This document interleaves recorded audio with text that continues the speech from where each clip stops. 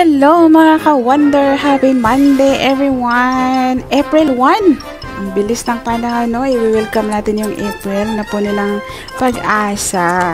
Okay, kaya natin to. Ano mang hirap ng buhay. And, isi-share ko lang sa inyo that today I receive a blessing. Isang ayuda, sinigang na hipon from Girly. Siya yung nagluluto. And, shout out kay Roslyn. Kasi siya yung nasasabi, Day, may pagkain sa baba. Kunin mo. So, kaya ito, kain naman ako. Walang rice yan. Kasi diet tayo. Charo lang. O, yan. Kanina kasi habang kumakain ako, hindi ako makapagsalita. Kaya dinadab ko lang siya. Sobrang sarap kasi. Okay. So, Girly, thank you. Ang sarap. Grabe. Sana meron pang kasunod. Joke lang.